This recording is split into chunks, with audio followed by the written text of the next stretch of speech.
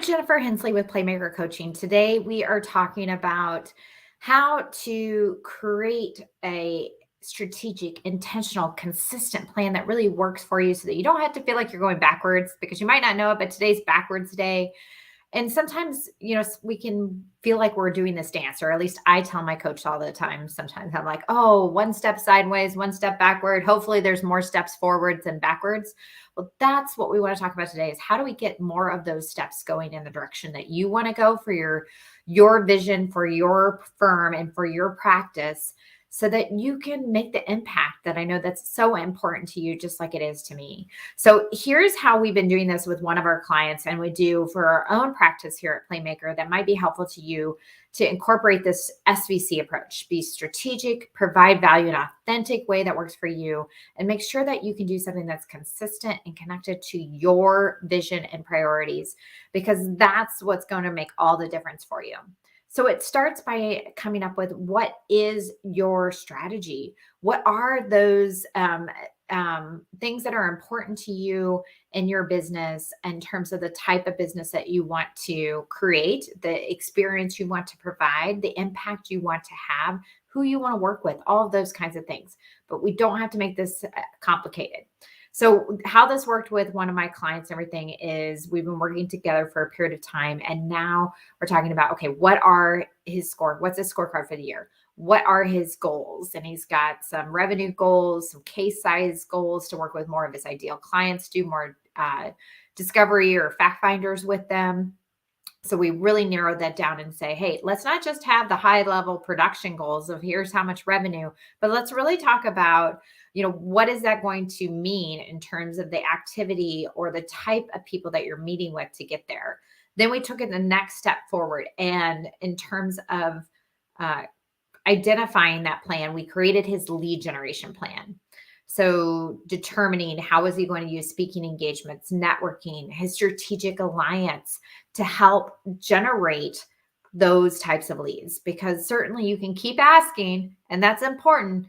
But if you can have 20 or 30% of your business coming from other avenues and leveraging other people, wouldn't that be amazing? Doesn't that make that so much easier, give you more control? That's just the sort of thing we want to do for you as well. So we put that together for him, and he said that that's been super helpful for his team to know exactly where they want to get the leads from, and then being able to track that each month to say, well, what are we seeing? Are we better in some areas or not? How do we need to course correct? So we always need to come back to that data and understanding what we're learning. So once we had the lead generation plan, our next piece was to really look at our score framework. You probably heard me talk about that in terms of, are you at least a 6 out of 10 or better in each area? And how do we prioritize what else needs to happen to achieve those goals? So are we specific about our clients and our markets? Are we leveraging others? Are we increasing consideration that they want to do business with us? Are we creating advocates?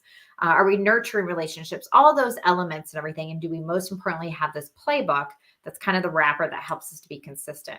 So we went through the score framework and said, where are you at today?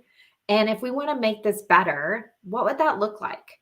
What are the things that are going to need to happen here that are going to help us achieve those goals that we set out for the firm? So we mapped that out. It doesn't have to be super complex. It's probably going to change. It will change, I'm sure, as the year goes by. But then what that allowed us to do is to take that the step further and to say, okay, in Q1, then what are our priorities? Because we always operate in these 90-day plans. So we broke that down for Q1. Here's our plans. And now we have owners for each of those. So we have very clear objectives of here's what we're going to get done in Q1, what we can learn from it, and we can come back and tweak that and make the revisions that we need to keep getting even better each quarter towards those overall vision and priorities for the firm.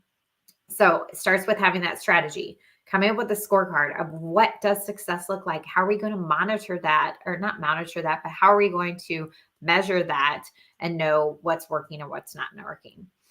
Then we also have to have our system. We're starting to put in place those processes, getting more granular. Who's doing what? When are we doing it? Getting it on the calendar, the scheduling, and making sure that we're always having those post-game sessions. So we come back to, okay, how did we actually do? What worked? What didn't work? Do we need to do more things? What else can we brainstorm? Or what can we let go of because maybe that's not working? It's just an experiment.